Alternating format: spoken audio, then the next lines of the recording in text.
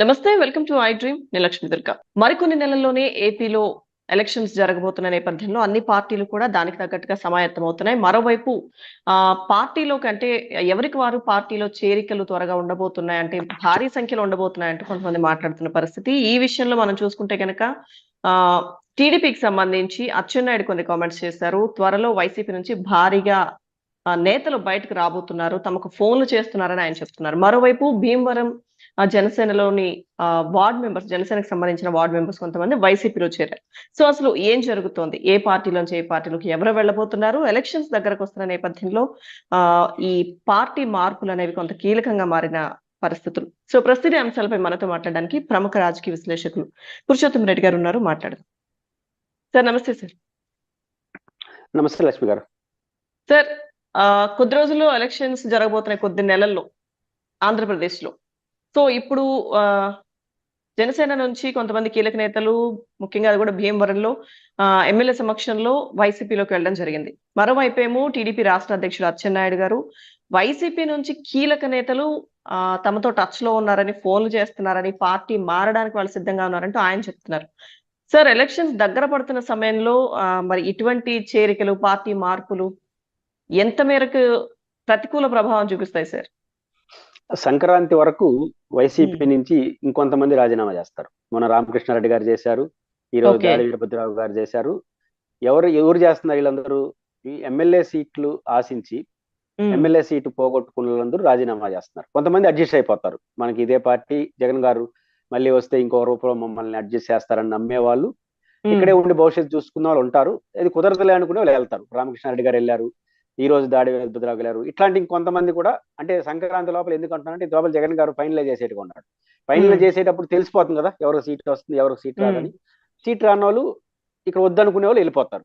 వాళ్ళందరూ తెలుగుదేశం చేరతారా, శర్మిలా గారి పార్టీలో చేరతారా కాలం నిర్ణయించాలి. కానీ సంక్రాంతి నుంచి తెలుగుదేశం వాళ్ళు రాజీనామా చేస్తారు.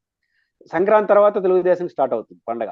ఇప్పుడు ఎందుకంటే సంక్రాంతి తర్వాత జనసేనకి ఎన్ని సీట్లు ఇవ్వాలి, బీజేపీ వస్తే వాళ్ళకి ఎన్ని సీట్లు ఇవ్వాలి, సిపిఐ వాళ్ళు వస్తున్నారు వాళ్ళకి వీళ్ళు సీట్లు ఇవ్వాలిగా, ఒకటి రెండు 30-40 ఇద్దరికి ఇస్తే ఆ 30-40 సీట్లు ఎవరైతే తెలుగుదేశం పార్టీ వాళ్ళు ఇన్ని రోజుల పాటు ఆశించారో వాళ్ళు వదిలేస్తారా? వాళ్ళు స్టార్ట్ చేస్తారు కదా. జగన్ గారికి ఒకే సమస్య, 175 వాళ్ళు పోటీ చేస్తున్నారు కాబట్టి తన నియోజకవర్గం, తన పార్టీలోనే ఎక్స్కి పోతే వై బాధపడతాడు. ఇప్పుడు తెలుగుదేశం పార్టీలో ఎక్స్ వై కాదు, మొత్తం X to A to Z ఇవ్వడు ఒక 30 నియోజకవర్గాల్లో. ఎందుకంటే జనసేనకి ఇచ్చేసిన తర్వాత తెలుగుదేశం అంటాడు. వాళ్ళ పరిస్థితి ఏంటి? జగన్మోహన్ రెడ్డి గారి పార్టీలో ఉంటే నాకు నచ్చినోడు ఎమ్మెల్యే అయినా నాకు ఇంకో రూట్ చూపిస్తాడు జగన్. కానీ జనసేన వాడు పార్టీలో ఎమ్మెల్యే అయిపోతే వాడు పార్టీని చూసుకుంటాడు, నిన్ను చూసుకుంటాడు. ఇట్లాంటి వైరుధ్యాలు వస్తాయి. కాబట్టి సంక్రాంతి తర్వాత తెలుగుదేశం పార్టీ రాజీనామాల పండుగ స్టార్ట్ అవుతుంది. కాబట్టి అచ్చెన్నాయుడు గారికి సంక్రాంతి వరకు హ్యాపీ. ఎందుకంటే చంద్రబాబు ఇంకా స్టార్ట్ చేయలే ప్రోగ్రామ్. ఎవరికి రెండు రకాల సమస్య, సీట్ల అడ్జస్ట్మెంట్ లో పోతారు. మిగతా చోట్ల జగన్ గారి లాగా ఒక సమస్య ఉంటుంది కదా, ఒక చోట 2-3 రాసిన చోట సీట్ ఇపోతే ఆడాపోతారు. ఇట్లాంటివన్నీ వస్తాయి. కాబట్టి జగన్ గారికి ఒక సమస్య అయితే ఆయనకి 2 సమస్యలు సీట్ల విషయంలో. కాబట్టి వీళ్ళు ఎవరు ఏ పార్టీలో చేరతారు, ఎవరే పార్టీలో చేరతారంటే ఎన్నికల ముందు ఏ పార్టీ ఊపిలో ఉంటే ఆ పార్టీ చేరే ప్రయత్నం చేస్తారు. అక్కడ వీలు కాకపోతే ఇంకో రాజకీయ పార్టీ చూసుకుంటారు. కాబట్టి ఇప్పుడు మారుతున్న రాజకీయాల్లో అభ్యర్థులందరూ కూడా ఏదో పార్టీ మీద కోపంతోనో ప్రజల మీద ప్రేమ మాట్లాడబట్టలే చెప్తారు, ప్రజల ప్రేమ అవన్నీ చెప్తారు. కానీ వాళ్ళందరూ తమ వ్యక్తిగత ప్రయోజనాల కోసం వెళ్తున్న వాళ్ళు తప్ప ఇంకోటి కాదు. ఆ వ్యక్తిగత వెళ్ళే ప్రయోజనాల వాళ్ళు కూడా పెద్ద ఎత్తున ఇప్పుడు జగన్మోహన్ రెడ్డి గారు ఇప్పటికి 10-11 నియోజకవర్గాల్లో మార్పులు చేర్పులు చేశారు అధికారికంగా. అనధికారికంగా 40-50 అంటున్నారు. ఇట్లాంటి దశలో ఎమ్మెల్యేలు ఒక స్థాయిలో, ఒక జర్నలిస్ట్ గా మీరు కూడా గతాన్ని పరిశీలిస్తే, ఒక ఎమ్మెల్యేకి సీట్ రాకపోతే ఆ ఎమ్మెల్యేకి సంబంధించినటువంటి క్యాడరు ఈ కిరసనాలు పోసుకోవడం, పెట్రోల్ తగలబెట్టుకోవడం, నానా కంపు చేస్తారు, ఆఫీసులు తగలబెట్టడం గతంలో చూసాం మనం. ఇంత జరుగుతున్నా 40 మంది తీసేస్తారు, 50 మంది చేస్తున్నా ఒక కార్యకర్త కూడా వీధిలోకి రావట్లేదు. ఎందుకని? జగన్ గారు కరెక్ట్ అనా, లేదా ఈ ఎమ్మెల్యేల పట్ల వాళ్ళకి పాజిటివ్నెస్ లేదన్న? ఇప్పుడు ఈ కార్యకర్తల సంతోషిస్తున్నారుగా, అంటే మాకు ఎమ్మెల్యేని మారిస్తే మంచిదనే అభిప్రాయంతో కార్యకర్తలు ఉన్నారు కాబట్టి రావట్లేదు. అప్పుడు జగన్ గారి డెసిషన్ 90% కరెక్టే కదా, ఒక 10% అటు ఇటు కావచ్చు. కానీ చంద్రబాబు గారు అట్లే ఉంటారా? రేపు గొడవ పెట్టి బయటకు వస్తారా? చూడాలి. కాబట్టి జగన్ గారి కన్నా ఎక్కువ తెలుగుదేశం పార్టీలో ఈ ఎమ్మెల్యేల గొడవ మొదలవుతుంది. అప్పుడు అచ్చెన్నాయుడు గారు ఏం మాట్లాడతారో చూడాలి. సార్, అప్పుడు ఒకవేళ మీరు అన్నట్టుగా ఎలాగూ అసంతృప్తులు టికెట్లు అనౌన్స్ చేసిన తర్వాత అన్ని పార్టీల్లో ఉంటారు. సో అప్పుడు వాళ్ళకి ఆప్షన్ ఏముంటుంది సార్? అంటే వేరే పార్టీలోకి వెళ్ళడానికి ఇంకా వైసీపీకి వచ్చే అవకాశం అయితే వాళ్ళకి ఉండదు కదా మారాలనుకున్నా. అంటే ఒకటి ఉంటుంది అక్కడ భవిష్యత్తు లేదన్నా ఇప్పుడు తెలుగుదేశం వైసీపీలో భవిష్యత్తు లేకుండా తెలుగుదేశంలో మంచి భవిష్యత్తు ఇస్తారని చంద్రబాబు నాయుడు నమ్మి వీళ్ళు పోయినారని కొంతమంది పోవచ్చు కదా. ఉమ్, అట్లా పోయే పరిస్థితి కూడా కనపట్ల మనకు. ఆల్రెడీ కోటమిరెడ్డి ఇట్లా ఒకరిద్దరు మోగినారు తప్ప మళ్ళీ ఉమ్, ఆగిపోయింది. మళ్ళీ ఊరు ఉమ్, పోవట్లేదు. ఇప్పుడు కొత్తగా వచ్చిన రామకృష్ణారెడ్డి గారు శర్మిలత గారు వెళ్తానంటున్నారు. కానీ అట్లే తెలుగుదేశం పార్టీ నుంచి కూడా జగన్ గారు ఆకర్షిస్తే లేకపోతే ఇంకొక రూపంలో న్యాయం చేస్తారంటే దాన్ని నమ్మితే వాళ్ళు వస్తారు. ఎట్లా ఉమ్, ఉంటుంది మనం చెప్పలేము ఆ రోజు పరిస్థితులు బట్టి. వాళ్ళ భవిష్యత్తు ఎలా ఉంటుంది లేదా అక్కడే అడ్జస్ట్ అవుతారా. ఏ రాజకీయం బెటర్ అవుతుందంటే వైసీపీలో ఇష్టం లేనివాడికి తెలుగుదేశం బెస్ట్ ఆప్షన్ అవుతుంది, తెలుగుదేశం ఇష్టం వైసీపీ బెస్ట్ ఆప్షన్ అవుతుంది. ఈ రెండు కుదరని వాళ్ళు కాంగ్రెస్ ఇంకోటో చూసుకుంటారు, రాజకీయాల్లో ఉమ్, ఉండాలి కాబట్టి. కాబట్టి ఉమ్, ఏది బెస్ట్ ఆప్షన్ అవుతుంది ఎలా ఉంటుందని ఎన్నికల తర్వాత ఎవరు ఎంతమంది బయటకు వచ్చేస్తారు, వాళ్ళతో ఈ పార్టీ నాయకులు ఎట్లా డీల్ చేస్తారు, ఉమ్. ఇవన్నీ కూడా ఆధారపడి ఉంటాయి.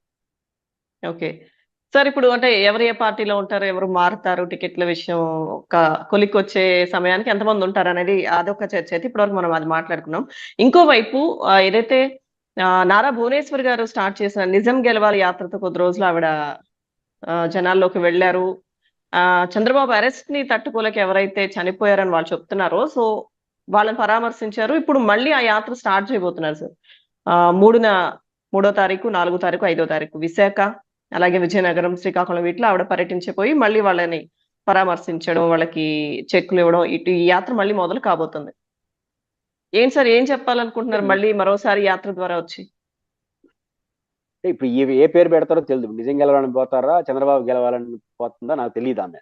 ఇప్పుడు నిజం గెలవాలని పెద్ద విలువ లేదు, ఎందుకంటే కోర్టులో స్టే బెయిల్ మీద బయటకు వచ్చేసారు. చంద్రబాబు గారు లోపల ఉన్నప్పుడు ఆ పాయింట్ కొంత కాన్సెప్ట్ ఉంది, నిజం గెలవడమా లేదా కోర్టులో తేలుతుంది, ప్రజల్లో పోయి ఏం చెప్పలేము.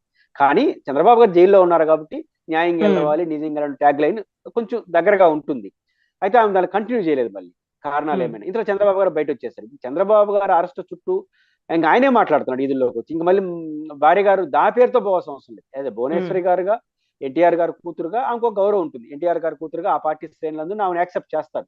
చంద్రబాబు గారు భార్య ఎన్టీఆర్ గారి కూతురుగా ఆమెకంటూ ఒక గౌరవం ఆ పార్టీ శ్రేణిలో ఉంటాయి. మిత్రులు కూడా ఆమెను వ్యక్తిగతంగా పెద్ద డ్యామేజ్ చేయరు, ఆమె ఇంట్లో ఉన్న పరిమితమైన వ్యక్తే. కాకపోతే ఇప్పుడు నిజం గెలవాలంటే ఎట్లా నిజం గెలవాలి కోర్టులో తెలుసుకోవాల్సిన విషయం. పైపెచ్చి చంద్రబాబు గారు బయట ఉన్నాడు. ఆ రాజకీయాల్లో ఆ నిజం ఏంటో చంద్రబాబు గారు చెప్తారు కదా. కాబట్టి ఇప్పుడు ఇంకా ఆమె వచ్చి అదనంగా చెప్పేదే ఉంది. ఆర్థిక కాకపోతే సహాయం చేస్తారట సార్. ఆర్థిక సహాయం చేయొచ్చు, రాజకీయం కూడా చేయొచ్చు. రాజకీయం కూడా తెలుగుదేశాన్ని గెలిపించండి, వైసీపీని ఓడించండి అని తిరగచ్చు, తప్పేం లేదు. రాజకీయ యాత్రగా ఓకే, కానీ తప్ప గతంలో చేసిన నిజం గెలవాలి యాత్రకి ఇప్పుడు ప్రయారిటీ ఉండదు. ఇప్పుడు దానికి సార్థకత ఉండదు, దానికి శాంటిటీ కూడా ఉండదు. మీరు చంద్రబాబు గారు జైల్లో ఉన్నప్పుడు ఆ పదానికి వాటి ఇప్పుడు జగన్మోహన్ రెడ్డి గారు జైల్లో ఉన్నప్పుడు శర్మిల గారు మా అన్న వదిలిన బాలం అని బయటకు వస్తే ఒక అర్థం ఉంది, అది యాక్సెప్ట్ చేశారు ప్రజలు. ఆ తర్వాత శర్మిల గారు జగన్ గారు బయట వచ్చి రాజకీయంగా ఉంటా ఉన్నప్పుడు మా అన్న వదిలిన బాలం అంటే ఇంకా అర్థం లేదు కదా. అప్పుడు ఆమె ఏం చేసింది, యాజ్ ఏ వైసీపీ కార్యకర్తగా మా అన్నని గెలిపించడం వెళ్ళింది.